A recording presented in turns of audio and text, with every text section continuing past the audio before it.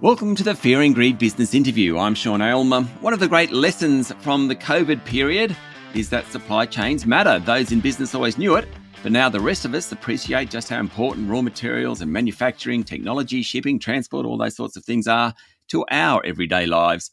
While COVID's no longer a threat to supply chains, the interdependence of our economy means supply chains remain fragile, particularly given the fractious geopolitical environment. McGrathNicol, a great sponsor of the Fear and Greed podcast, has just released a survey of business leaders' attitudes towards key threats to their businesses. It's called Uncovering Risks in the Supply Chain. And here to talk to me this morning are Matt Feehan and Sam Border, both partners at McGrathNicol Advisory. Matt, Sam, welcome to Fear and Greed. Hi, Sean. Hi, Sean. Thanks for having us. Okay, so Matt, starting with you, 97% of Aussie business leaders are very or somewhat confident in their ability to navigate future potential risks to their supply chain. Is that a good thing, or is it kind of complacency? Where's that? I mean, that's an incredibly high number. I think from my perspective, the results weren't that surprising, really. In conducting the survey, we engaged with YouGov and surveyed 300 executives across a range of industries. This included board members and senior executives, and those senior executives held a variety of roles. So it was a good cross-section.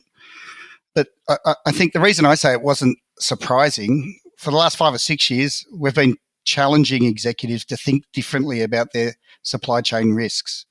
The majority do think about, what's the impact to their financial performance, but they don't assess the real impact on the non-financial risks that are presented through supply chains. I think many executives rely on a supply chain manager or a commercial manager that is responsible for supply chain, and they might think it's all hunky-dory, having someone or a resource in place. But I think that person also needs to move with the times and model what the potential scenarios might be that could result in unexpected events. So, Matt, it's a really good point. I mean, your survey covers off all sorts of things: cyber attacks, legal and regulatory changes, operational risks, counterparty risks, etc., even geopolitical threats.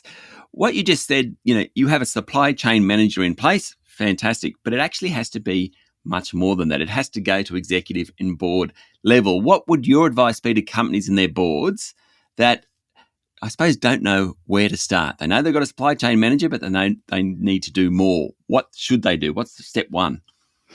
The first thing I think organisations or executives need to just acknowledge they've probably taken away a bit of confidence from the COVID experience, where everyone had to adapt, Sean, and as you know, learn quickly as to the disruptions in their supply chain. But what I don't think they've done is moved with the broader geopolitical risks, as you just touched on. No one thought we'd be experiencing the conflicts that we're seeing in Ukraine and more recently Gaza, of course.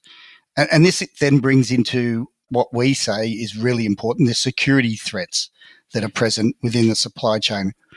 I think cyber is a very good example, if we just touch on that. For a long time, where we saw complacency over the last decade, in the early stages of the last decade, in my experience and the work that I've done for many years, we saw complacency around cyber in many businesses. Until we saw ransomware and data breaches and big data breaches and how that impacts a company or a business, and then ultimately how that plays out in the supply chain, whether it was the company that was attacked or one of their suppliers, and it then had that consequential effect. So if I'm a manager or on a board and I'm thinking about the big challenges, cyber is obviously one of the big ones. What are the other big ones I should be thinking about? Well, I think if we look at your supply chain, the first thing is always, and the survey showed this, 57% of respondents said financial risk is still the number one risk that they assess. But behind the financial risks, you've got these secondary risks, such as cyber, counterparty risk, and I think proper due diligence. I've been a forensic accountant for 30 years now, and I must say most investigations that we do and the range of issues that we confront generally go down to a lack of knowing the individual or the entity that you're doing business with. And then I think the other risk which that everyone needs to be aware is regulatory risks. And I think the best example of that is sanctions. And we're starting to see sanctions that were imposed on Russia, Russian companies, etc. But with other now geopolitical events, and particularly in our region through Southeast Asia, should there be further sanctions imposed, organisations need to consider how that may impact supply chain and just supply through our usual trade routes. Okay, Sam, I might bring you in on that particular point.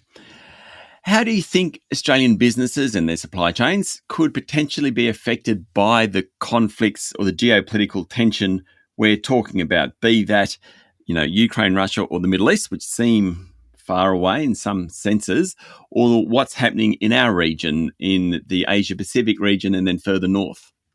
Well, I think to start with, it's very hard to predict, as these complex situations often are.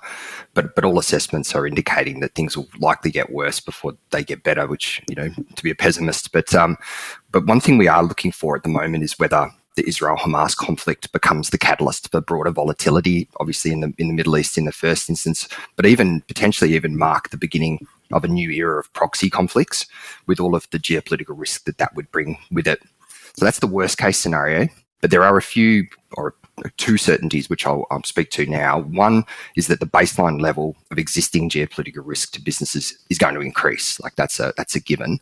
And the second is just around uncertainty and the fact that in the past, sudden and rapid escalation in these types of events is likely to have an impact on supply chains in the region, and there is always a cost factor associated with that uncertainty. So the trend that we've been observing over at least the last sort of 3 years, well, particularly during COVID, is that Australia's geopolitical environment is becoming more contested and it's becoming more hostile. And this trend's being driven by a few things, but largely it's being driven by strategic competition between the US-led West and an increasingly assertive authoritarian bloc that's being led by China, Russia, and Iran. So the Israel-Hamas conflict that we're seeing sort of play out at the moment has the potential to become the latest epicenter of that broader kind of competition, if you like. Stay with me, Matt and Sam. We will be back in a minute.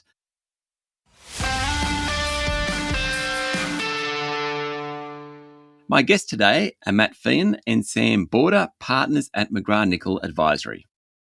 In Australia at the moment, we have our Prime Minister having spoken to Joe Biden, about to speak to Xi Jinping. We kind of played I wouldn't quite say pivotal, but certainly our geography and our resource background, we kind of matter nowadays. Is that a good or a bad thing in terms of local businesses dealing with, again, don't like to say sides, but different parts of the geosphere? Yeah, I think it's interesting, Sean, because there's been a thaw, obviously, in relations between Australia and China over the last bit. And if we go back into the COVID years, we had bans on lobster and we had bans on barley. And I think maybe we'd been quite, I'll say, shouty particularly towards China. And, they'd responded to what they were perceiving as us perceiving them as a threat. Now, there's multiple layers to this. One of them is that with the change in government, a new tack has been taken, if you like, and the Chinese are, I think, at pains to kind of reward that in some way, and so they've opened up in a way that they hadn't for the last government. One thing I would say, though, is I think it would be a mistake to misread that we're going to go back to what we had in terms of relationship, particularly a trade relationship, sort of prior to the ban on Huawei, for example, in the 5G network back in, say, 2018. I think we'd seen a steady deterioration and maybe an increasing perception from the Australian end that that the military build-up that we were seeing from China and some of this expansionist kind of behaviours and aggression that we were seeing in the South China Sea, that was a potential threat to, well, firstly to supply chains, but directly to Australia. So I think we probably now have accesses to the Chinese side that the US don't have. The US haven't had that thaw in the relations that we've had, but I think it would be a mistake to see it as a return to kind of the previous type of relationship that we had with China. Just before we leave this geopolitical discussion, Sam, do you think that agents will use the Russia-Ukraine, Middle East conflicts as cover to launch cyber attacks on Australian businesses? Yeah, well, I think that, the first point to make here, Sean, is that many of the more advanced cyber threat actors are based inside Russia, China, and Iran. So what that means is that many of the most active and capable cyber sort of criminal groups, they're either sanctioned or they're actively working with the regimes in those countries. Yeah. So while the ultimate goal is financial, and obviously they're in it to make money, attacks against Western companies and governments serve both purposes. It gets them the cash, and it also creates disruption in the country or the company that they're targeting. So I've actually heard it said recently that there's been a drop-off, an apparent drop-off in larger ransomware events over the recent past. And I've heard it kind of posited that one of the reasons for that is because the bulk of the best Russian hackers are busy providing cyber support to Russia against Ukraine in the Ukraine war. So I think the second part of your question, Australia is a really wealthy country, and that obviously presents opportunity into what is it's a billions, if not trillions of dollars a year ransomware industry. And one thing on that is that I think Australia's cyber defences are getting better, and I think we're doing pretty well. We're coming up quickly. And so what that means is that what we're seeing is that cyber threat actors then just adapt their behaviour to evade those defences. So, as we better protect our systems, those malicious threat actors, and particularly those that are getting state-sponsored support, they're just shifting their tactics to other collection vectors and looking for easier ways to get access. And one of the ways that we're seeing them get that access is by exploiting individuals, so trusted insiders, employees who have privileged access. Basically, they're going around the defences and they're going directly to someone who's sitting at a desk. Yeah. Matt, looking at the McGrathNicol YouGov survey, what to you is the key takeaway? What's the people who are listening to this podcast, what is it that you want them to leave this discussion thinking about? There's a couple of things. I think from the survey itself and what the senior executives had indicated, I think it was 75% of the executives said they face challenges in dealing with supply chain risks and in actually addressing the risks in the business. And then alarmingly for me, I think it was 27% of the organisations have said that they failed to update their risk management plans for supply chain. So whilst they're struggling to address it, there's also a lack of willingness or accountability to address that. I think coming out of it, we've got business leaders, and business leaders are very attuned to dealing with and addressing and following certain information, such as economic conditions, inflation, interest rates, costs of, and probably the shortage of labour. And that's driving a lot of business focus and a lot of business decisions. But cyber, as I've touched on earlier, it has risen up the risk register, and businesses are now alert. Board members are now alert. The company directors are very alert to cyber risk. So I think when we look at the next 12 months or so, I do think we will see change, but we won't see dramatic change given the economic conditions. But what I do advise business leaders to do is devote more time to understanding geopolitical and security risks. So security risk traditionally was physical security, and that's how I think many executives still think of it. But as Sam's alluded to, in the supply chain and your second, third, or fourth counterparty or down the supply chain where your goods are being sourced from, what is their cyber posture? Sam's touched on, importantly, insider risk. And, again, I'll say, and when I talk my fraud investigations, it's the trusted insider that was at a major bank who caused significant damage and loss. But Sam's focused, who is the insider that would enable a cyber attack or some other malicious action? And then the final one for me, Sean, as I've touched on, is counterparty risk. Need to do proper due diligence and know your customer or know your counterparty.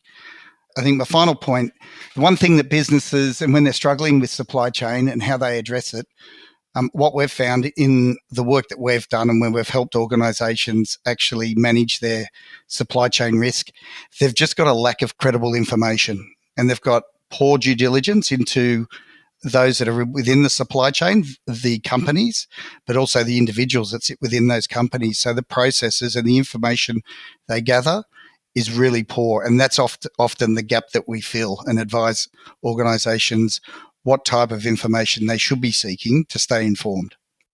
Matt, Sam, thank you for talking to Fear and Greed. Thanks, Sean. Thanks, Sean. You've been listening to Matt Feehan and Sam Border, partners at McGrathNicol Advisory and great supporters of Fear and Greed. This is the Fear and Greed Business Interview. Join us every morning for the full episode of Fear and Greed, Australia's best business podcast. I'm Sean Aylmer. Enjoy your day.